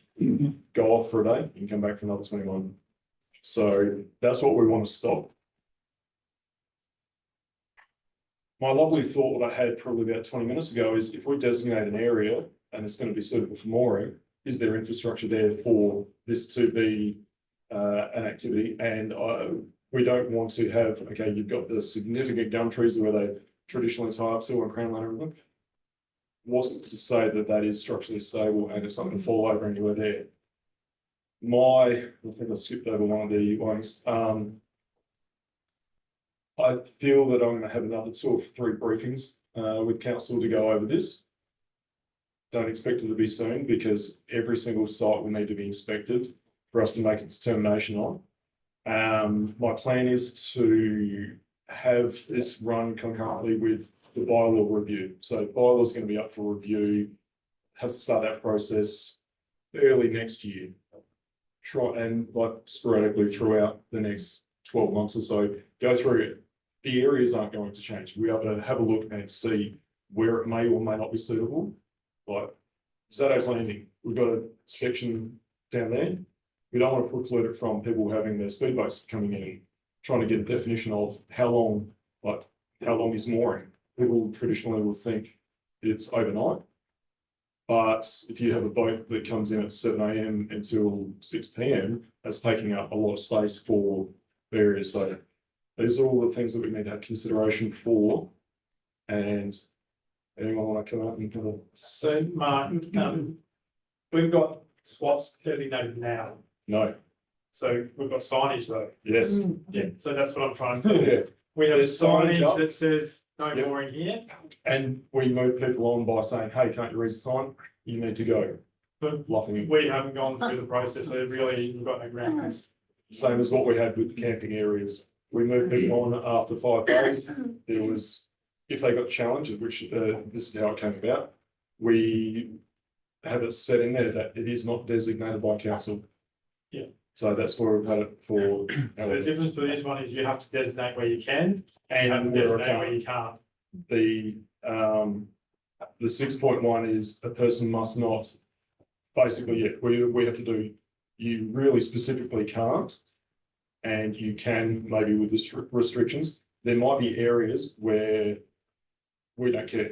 It's not going to have an impact. And we go, you know what, we don't need to go out and sign it because if we allow it, we'll have to sign it and have those restrictions in. There's a section of, I know it's the Greenways Landing at Nildotty. Off the side of the river, on my side of the river, there's a 200-metre stretch of Crown land under our care and control. Willows, bit of stuff, and there's nothing that we care about. It's not going to be tying up a space where people need to come into. We wouldn't need to designate that area. We would want to designate the boat ramp at Greenways Landing so that it doesn't have, it's the distance for houseboats mooring there for an extended period of time and the proximity to the boat ramp. We wouldn't want it, but it wouldn't stop speedboats or personal watercraft being in there. So those are the things that we need to do and figure out. It'll be applying. I'm not going to come back to council saying it applies to this parcel of land, but it's going to be like 500-metre stretch of it or a 50-metre stretch of it. That'll be all operational. We'll be looking at it from the high level of this parcel is going to have some mooring, and we're going to put those restrictions in on sign says between here and here, because it needs to preclude people from tying up to a tree that they shouldn't, to the park bench, anything like that. How many areas where we've got signs to say? There's about a dozen off the top of my head that I can think of.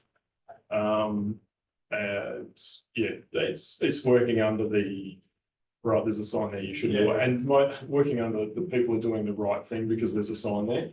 It's the ones where you get the ones that we had a few issues with the river gypsy community where they just come in. Or sorry, Sounds by the River as well.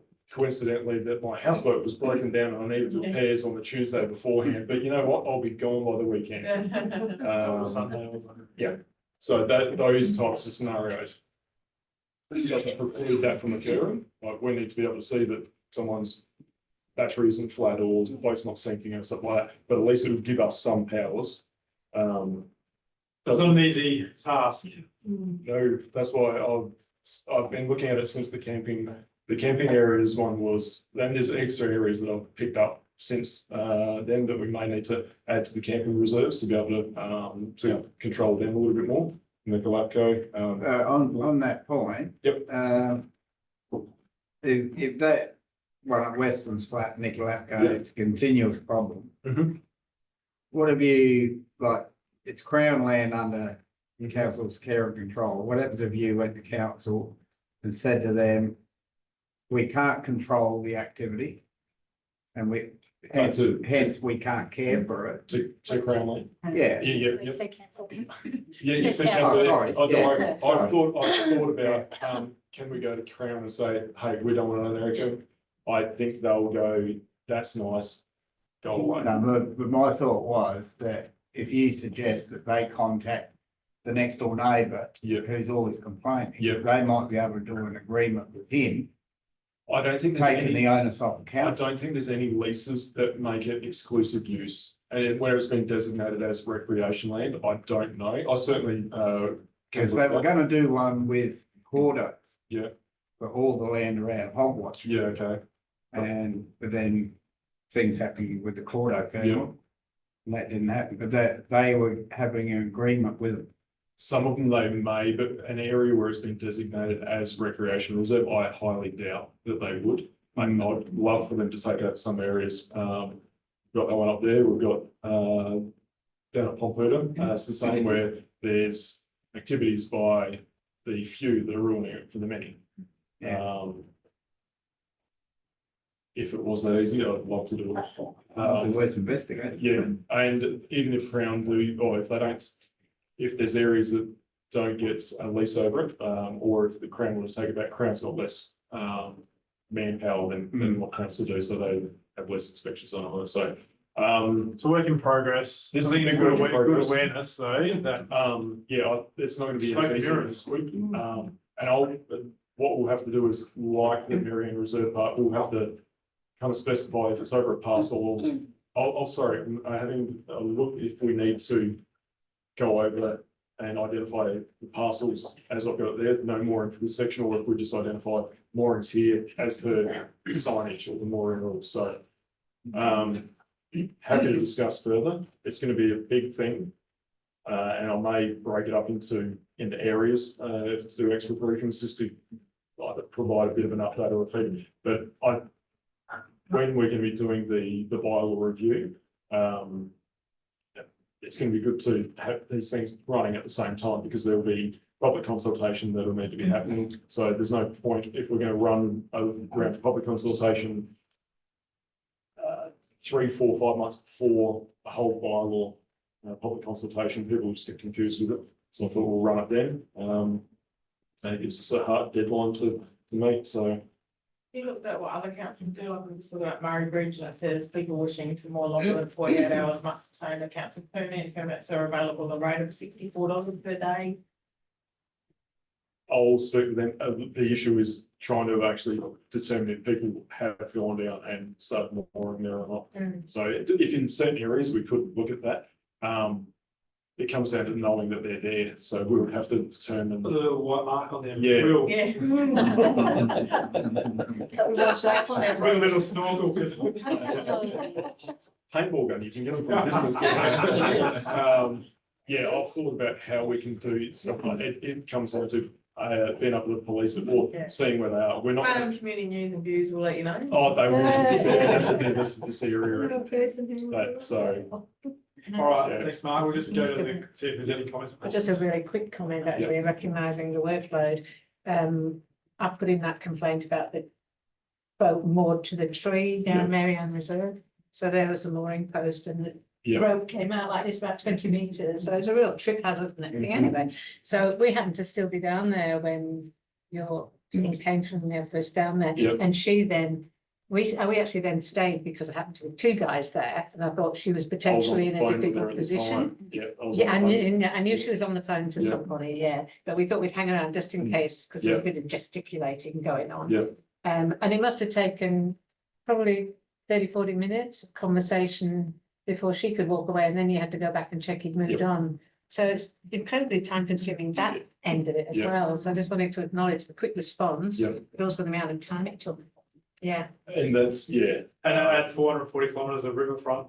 Up and down. Nightmare. so yeah, it's the identification of the area. Our reserves is easy enough and just run out Crown land, but now that's, if we do, like I said, if we do designate an area, we don't want to be having it at the detriment to the environment, or if we do have just more, people are going to expect to have appropriate mooring facilities and what we do. So that's going to dictate a inspection of every site. So Like the camping things, like once you designate it as a camping area, then there's an expectation that there's a toilet. yeah, Or there's services. And so there'll be bowls and.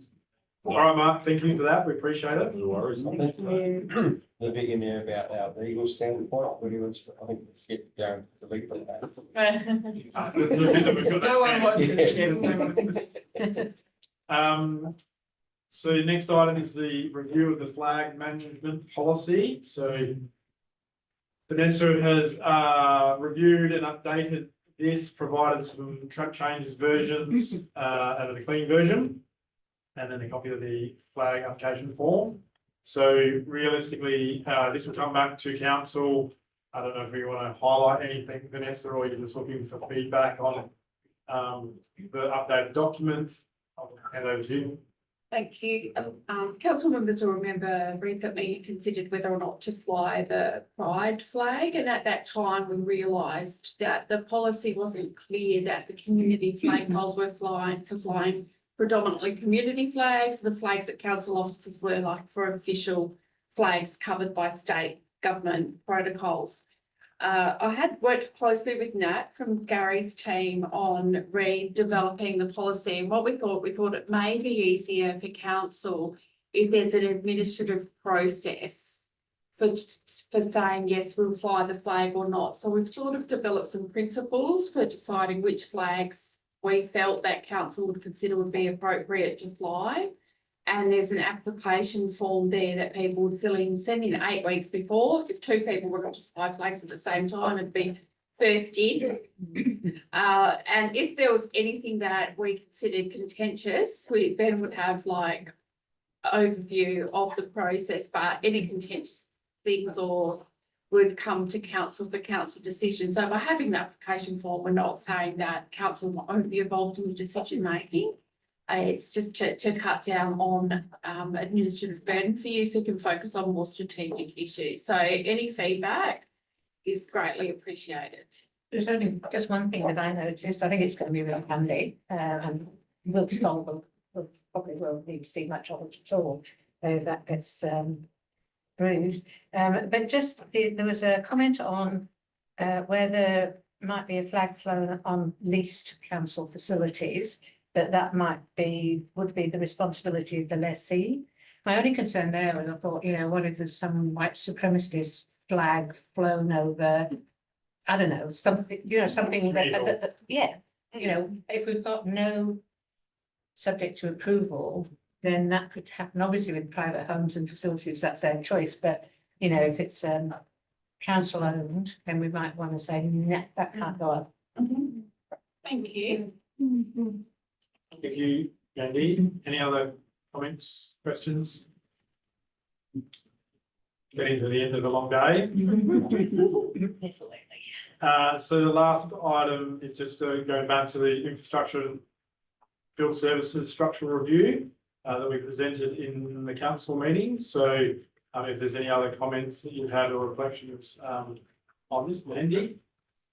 Yeah, no, I was just interested, Dave, to know how processes work for you, and it's quite a big thing to get review done. And I think it was the outcomes of it were potentially really great.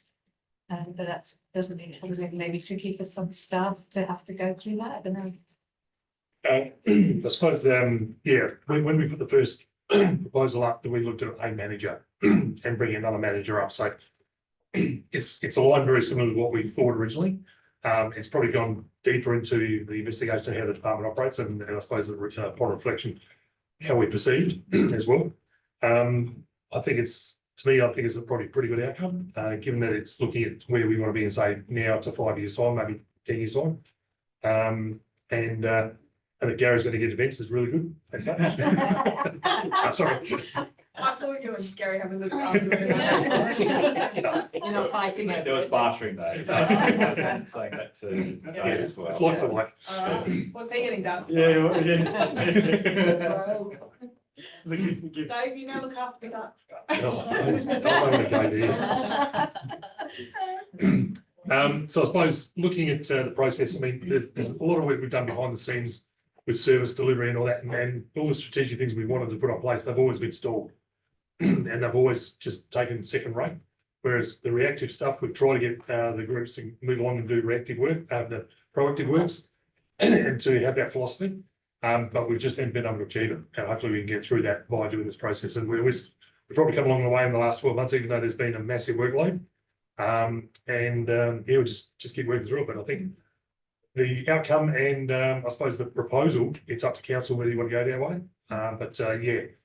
I know that from my personal point of view as well, I'll find it difficult to let go. Because you've always got a finger in the pie somewhere. Same as Ben. Ben's got a finger in the pie, Gary's got a finger in the pie somewhere. But to let go and to let others run with that, it'll be difficult. But I think it's time for a power. Well, Yeah. that would be helpful. No, yeah. Interestingly, that was part of my feedback to him when I got interviewed, that Dave doesn't like to let go, but that has an impact as well. Yeah, of course. I think the next stage as well, subject to the report coming back to council and endorsing or supporting the concept in some form, is that staff engagement, that next stage of staff engagement. There's touch on it about change management, Yeah. and there will be change, Yeah. not only if there's additional staffing, but some of the roles and alignments. So there's another stage there, and that'll be interesting to get feedback Yeah. from staff in there, Yeah. part of the process. Yeah. But it's been an interesting concept, and I think it's good to have some external eyes on it because they bring their experience. They've done Murray Bridge recently, and so they've done small, large, so they understand the sector and they understand how to deliver the best outcome for the community. That's what it's about. Yeah. And as we mentioned, corporate and financial services will be in the next stage once we finish this as well. As we look to succession plan and transition, staff transition into retirement as well. So we need to make sure we're managing that in that space as well. Yeah, I think it'll set the department up well for the future. And that's one of the things, 5, 10, and what future proofing as well. Yeah. To be honest, depends on where we land. One of the challenges will be resourcing it as well. Yes. Finding the right staff to fill those roles, just because it's a great structure. Do you have the skill set? Are they willing to have the price point? All of those things. So But the more specific the role is, the more appealing it may be to people who have a particular interest area, so there's swings and roundabouts, I suppose, yeah. and the other element is the accountability across the whole team as well. So everyone making sure they've got their KPI. So I'm doing this role, but I know what I'm doing, what it's delivering for the organisation. So, okay, so guys, thanks, Dave. Any other questions or comments on that one? Is it Wednesday? In 3 hours. All right, that's the end of the briefing. Is there any other questions or comments on any of the agenda items? No, thank you for your attendance, safe travels. And the next briefing, we have definitely booked Carol. The first, I think it was. Yes. All right, we'll finish up there. Thank you.